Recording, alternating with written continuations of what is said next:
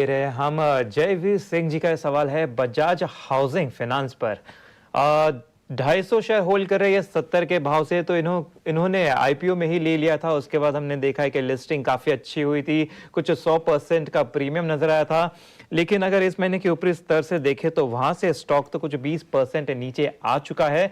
लेकिन अभी भी इनकी जो खरीदारी थी 70 लेवल की, वहां से काफी ऊपर है, अभी 150 के आसपास ट्रेड करता हुआ नजर आ रहा है। तो 100% का गेन तो ऑलरेडी इनको होता हुआ यहाँ पे नजर आ रहा है। विनोद जी, आप बता दीजिए यहाँ पे फंडामेंटली क्या व्यू बन रहा है स्टॉक पर?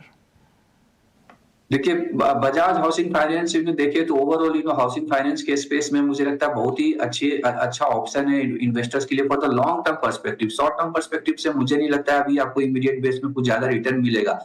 बट ये जहां तक ये अनुमान लगाया जा रहा है कि जो ओवरऑल हाउसिंग फाइनेंस का मार्केट है वो 11.5 लाख करोड़ से लगभग ये 20 लाख करोड़ हो जाएगा 2029 तक। तो डेफिनेटली आप सोच सकते हैं कि जो कंपनी का जो ओवरऑल ग्रोथ ट्रेंड रहा है 30 से 40% के बीच में, लोन बुक ग्रोथ मुझे लगता है वो सस्टेन करेगा। At the same time profit growth भी 30% 35% वो सस्टेन करनी चाहिए।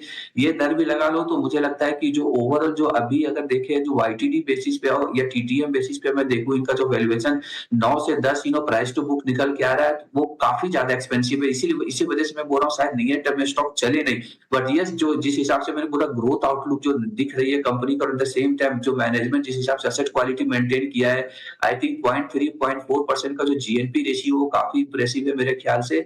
लॉन्ग टर्म के लिए मुझे लगता है ये स्टॉक बहुत बेहतर रिटर्न आपको एचएफसी हाउसिंग फाइनेंस स्पेस में बना करके दिया जा सकता है। बट यस, शॉर्ट टर्म के शॉर्ट टाइम मुझे नहीं लगता बहुत बड़ा रिटर्न आपको मिलेगा इन द नियर टर्म। चलिए, तो यहाँ पर थोड़ा सा आपको नजरिया लंबा रखना होगा विनोद के मुताबिक। आगे बढ़ते हैं।